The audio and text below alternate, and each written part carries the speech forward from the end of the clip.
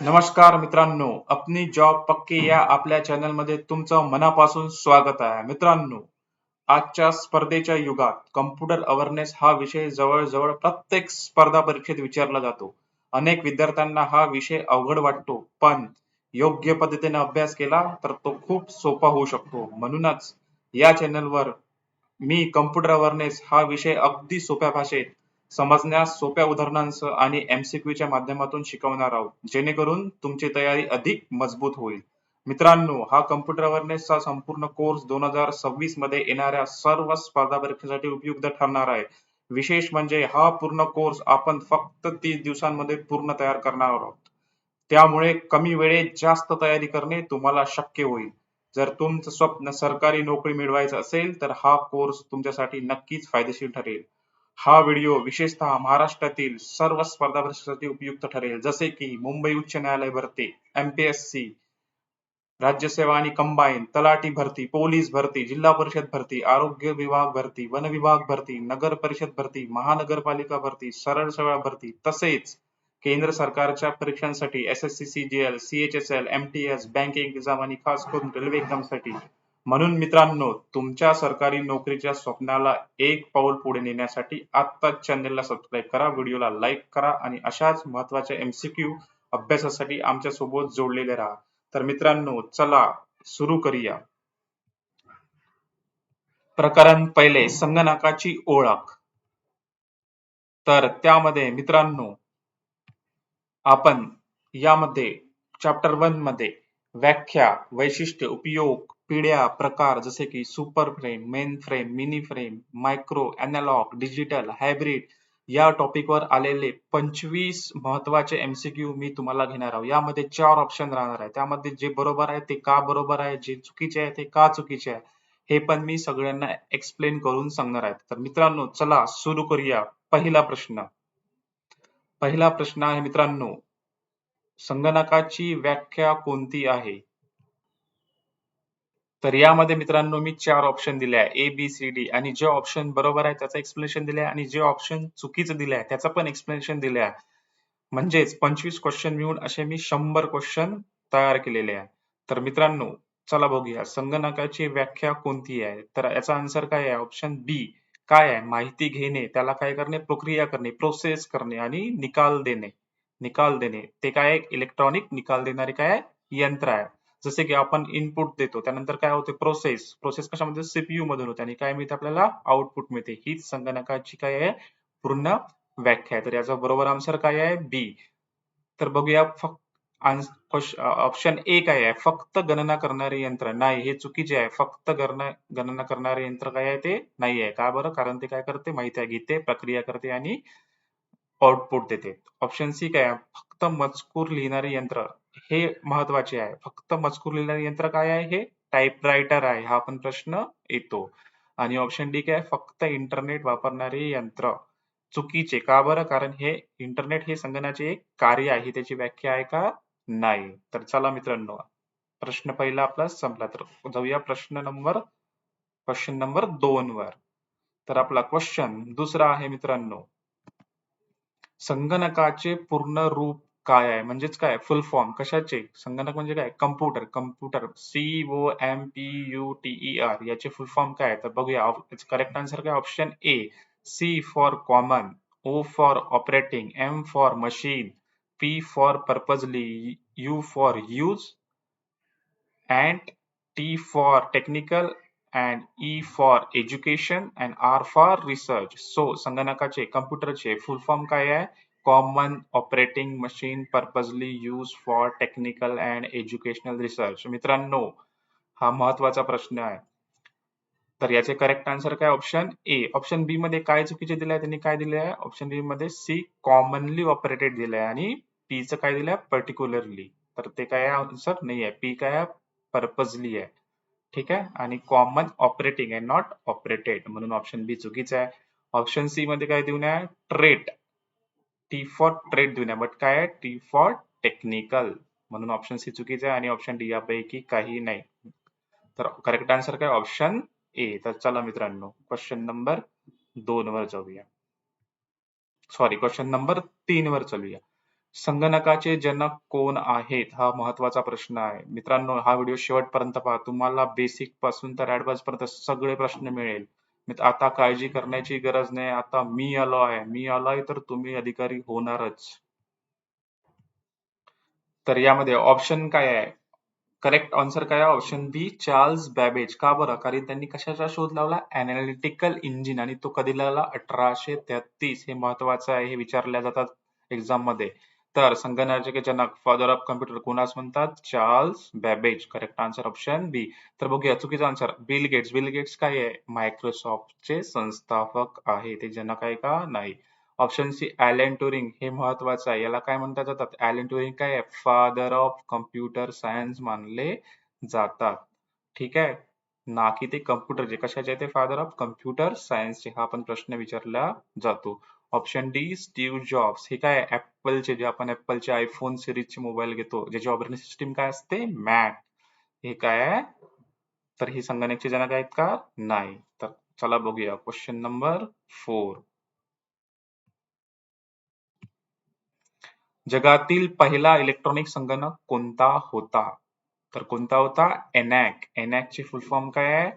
आणि तो कधी झालाय? 1945. आणि याचे फुल फॉर्म विचारतात. ENAC चे electronic numerical integrator and computer. पहिला सामान्य उद्देशाचा इलेक्ट्रॉनिक संगणक आहे. तर याचा करेक्ट आन्सर काय आहे? Option B. तर बघूया चुकीचे काय आहे? युनिवॅक. युनिवॅक 1901 हा पहिला व्यावसायिक संगणक म्हणजे कमर्शियल आहे. हा पहिला इलेक्ट्रॉनिक आहे का? नाही. ऑप्शन सी काय? IBM 360. IBM 360. IBM 360 काय आहे? हा 1964 मध्ये तयार झाला आहे. हा थर्ड जनरेशनचा संगणक आहे. आणि मार्क 1 हे इम्पॉर्टंट आहे. मार्क हा इलेक्ट्रोमेकॅनिकल होता, पूर्ण इलेक्ट्रिकॉनिक नव्हता. तर याचा करेक्ट आन्सर काय आहे? ऑप्शन बी ENAC. तर बघूया क्वेश्चन नंबर 5. पहिल्या पिढीतील संगणकात फर्स्ट जनरेशन काय वापरले जातात? हे अतिशय महत्वाचे प्रश्न आहे. हा व्हिडिओ तुम्ही शेवटपर्यंत पहा मित्रांनो. आणि चॅनलला सबस्क्राईब नसेल केलं तर आत्ताच चॅनलला सबस्क्राईब करा, लाईक करा आणि कमेंट करा.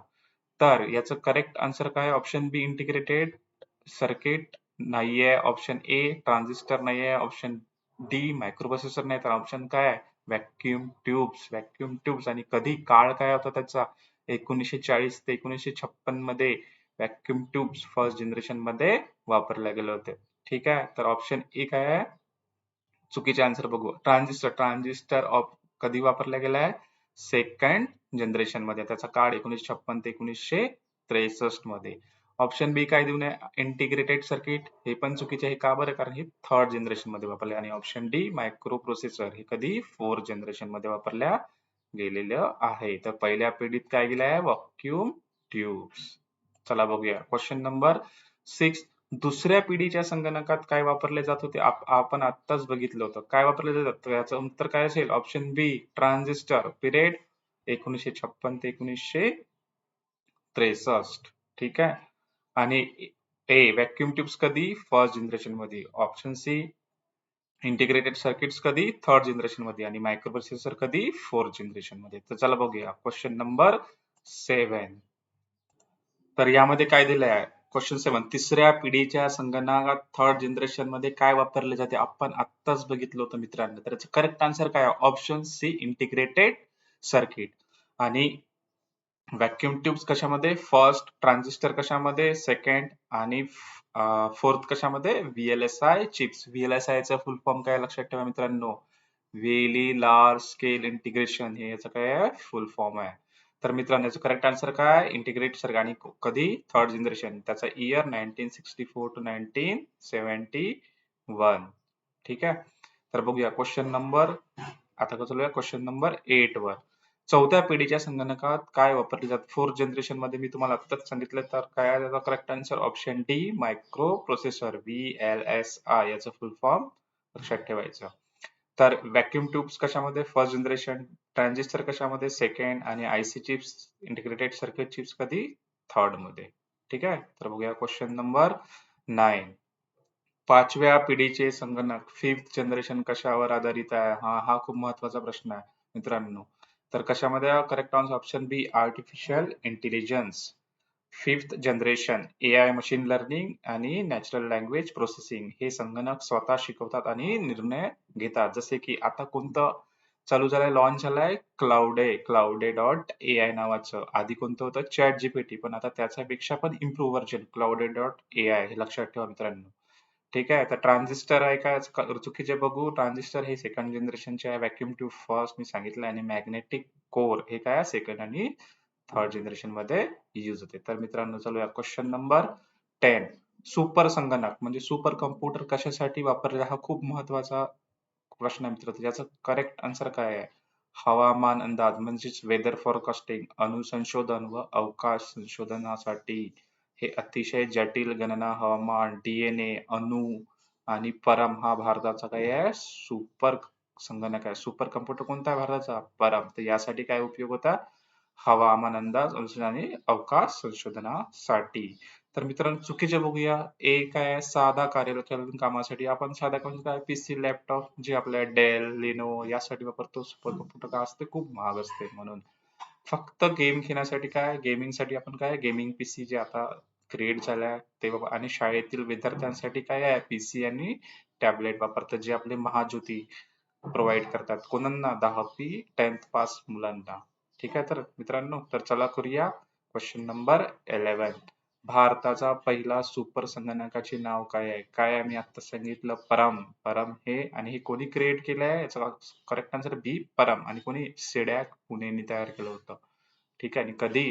1991 मध्ये बनवले. लक्षात ठेवा मित्रांनो. मित्रांनो हा व्हिडिओ तुम्ही शेवटपर्यंत पहा, तुमच्यासाठी खूप महत्वाचा आहे.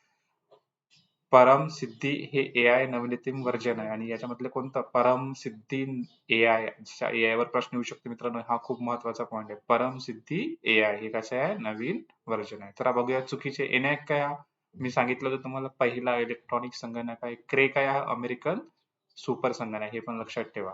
आणि IBM ब्लू जॅन हा काय, IBM चा सुपर, हा स्वतःचा काय एक सुपर संगणक आहे. तर चला मित्रांनो question number 12. Main frame computer कोणते? तर कोणते?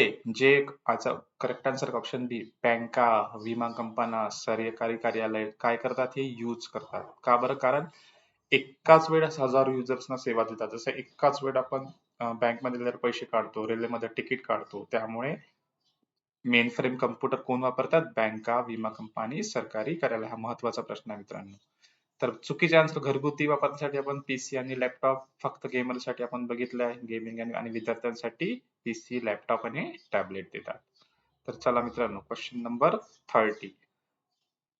मिनी कम्प्युटर बद्दल काय बरोबर आहे? काय बरोबर आहे मिनी कम्प्युटर बद्दल?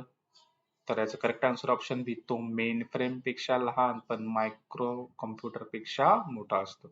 लक्षात ठेवा. बघा, सगळ्यात आधी काय असते, मायक्रो. मायक्रो मीन्स लहान, आणि त्याच्यापेक्षा मोठा कोणता? मेनू. आणि त्याच्यापेक्षा कोणता मोठा? Main frame. आणि त्याच्यापेक्षा मोठा कोणता? Super computer. तर मिनी फ्रेम काय बद्दल बरोबर आहे? हा मायक्रोपेक्षा काय असतो? मोठा असतो आणि मेन फ्रेम पेक्षा लहान असतो. ठीक आहे. तर चुकीचं काय? सुपर कम्प्युटर पेक्षा मोठा असतो का? नाही नाही नाही. सुपर हा सर्वात शक्तिशाली आहे. तो मिनी त्यापेक्षा खूपच लहान आहे. फक्त वैयक्तिक वापरासाठी नाही, हे पण चुकीचं आहे. आपण PC आणि लॅपटॉपवर आणि फक्त गणना करतो, नाही. सर्व संगणक बहुउद्देशीय असतात, फक्त गणनेपुरते नाही. चला बघूया question number 14. Micro computer personal कम्प्युटरचे उदाहरण कोणते आहे? तर कोणते आहे? Option C. जसे आपल्या जवळ आहे डेस्कटॉप, लॅपटॉप, टॅबलेट, हे काय आहे? मायक्रो कम्प्युटर, पर्सनल कम्प्युटर आहे. ठीक आहे. तर correct answer option C. ENIAC काय आहे? हा फर्स्ट जनरेशनचा काय आहे? मेन फ्रेम टाइप कम्प्युटर होता. ठीक आहे. परम आपण बघितलं, सुपर कम्प्युटर सीडॅक पुणेने डेव्हलप केला. आणि IBM मेन फ्रेम हा काय आहे? मेन फ्रेम कम्प्युटर आहे. तर चला बघूया क्वेश्चन नंबर 15. मित्रांनो या चॅनलला तुम्ही शेवटपर्यंत पहा. तुम्हाला एका महिन्यामध्ये मी पूर्ण कम्प्युटर कोर्स जो येणाऱ्या सगळ्या स्टेट गव्हर्नमेंटच्या आपल्या महाराष्ट्रासाठी उपयुक्त ठरणार आहे. तर तुम्ही मित्रांनो या व्हिडिओला शेवटपर्यंत पहा. आणि मी 30 दिवसात संपूर्ण कम्प्युटर करून येणाऱ्या मुंबई उच्च न्यायालय भरती, नागपूर न्यायालय भरती, त्यानंतर येणाऱ्या सगळ्या एक्झाम साठी हा व्हिडिओ उपयुक्त ठरणार आहे. तर क्वेश्चन नंबर 15. अॅनालॉग कम्प्युटर काय मोजतो? तर याचं करेक्ट आन्सर काय आहे? तापमान, दाब, वेग यांसारख्या सतत बदलणाऱ्या राशी. तर अॅनालॉग कम्प्युटर काय मोजतो? कंटिन्युअस काय physical quantities, thermometer, speedometer, BP machine याची काय आहे उदाहरणे आहे. चुकीचा आन्सर काय आहे? ए डिजिटल संख्या नाही. डिजिटल संख्या काय डिजिटल कम्प्युटर मोजतो. फक्त 0 आणि 1 हे काय आहे बायनरी आहे. हे डिजिटल कम्प्युटर वापरतात. एनालॉग नाही.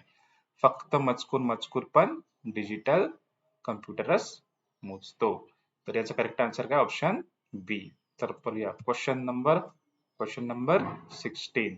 डिजिटल कम्प्युटर कशावर काम करतो? कशावर काम करतो डिजिटल कम्प्युटर? मी आत्ताच सांगितलं ऑप्शन बी बायनरी 0 आणि 1 वर. डिजिटल काय कम्प्युटर कशावर बायनरी नंबर्स कोणते असते 0 आणि 1 ज्यामध्ये सर्व डेटा असतो. आपण काय करतो data in the form of कशा फॉर्म मध्ये टेक्स्ट, इमेजेस आणि व्हिडिओ फॉर्म. तर याचा करेक्ट आन्सर काय बी बायनरी डिजिट 0 आणि 1. करेक्ट रॉंग आन्सर काय अॅनालॉग सिग्नलवर नाही. अॅनालॉग सिग्नलवर नाही. अॅनालॉग सिग्नलवर अॅनालॉग कम्प्युटर वापरतो. ठीक आहे. साऊंड सिग्नलवर नाही. साऊंड सिग्नल आधी बायनरी मध्ये कन्वर्ट होतात आणि मग कम्प्युटरची काय होते प्रक्रिया होते. आणि लाईट सिग्नलवर नाही चुकीचे. ऑप्टिकल फायबर मध्ये लाईट वापरतात. जे आपले ऑप्टिकल फायबर असतात ना त्याच्यावर काय होतात बायनरी वापरतात. तर चल बघूया क्वेश्चन नंबर 17. हायब्रिड कम्प्युटर म्हणजे काय? हायब्रिड कम्प्युटर म्हणजे काय? जे दोन्ही मिळून असतात. त्याचा करेक्ट आन्सर सी अॅनालॉग आणि डिजिटल दोन्हीचे काय असतात त्यामध्ये गुणधर्म असतात. जसं आपलं ईसीजी मशीन त्यामध्ये डिजिटल पण येतात आणि अॅनालॉग फॉर्म मध्ये पण येतात. ठीक आहे ना. आयसीयू आपल्याला आयसीयू मध्ये जे मशीन उदाहरण आहे ते. ठीक आहे. त्याचं करेक्ट आन्सर काय आहे सी अॅनालॉग आणि डिजिटल.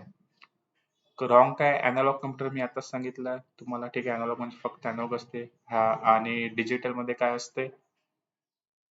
हा डिजिटल कम्प्युटर मध्ये काय असते फक्त डिजिटल असते. आणि सुपर कम्प्युटरचा प्रकार ऑप्शन डी नाही चुकीचे. हायब्रिड हा कार्यपद्धतीनुसार अॅनालॉग आणि डिजिटल वर्गीकरण आहे. आकारानुसार नाही. सुपर कम्प्युटर काय आकारानुसार. तर चला क्वेश्चन नंबर 18. संगणकाची मुख्य वैशिष्ट्ये कॅरेक्टरिस्टिक्स कोणती? काय आहे त्याची main characteristics? Speed, accuracy, storage, versatility. Option A ही त्याची काय आहे वैशिष्ट्ये आहे त्याची का. ठीक आहे. स्टोरेज असतं रॅम आणि रोम मी समोर शिकवणार आहे तुम्हाला. ठीक आहे. तर ऑप्शन बी काय देऊ नये रॉंग. स्पीड, लेझीनेस आणि बोर्डम नाही.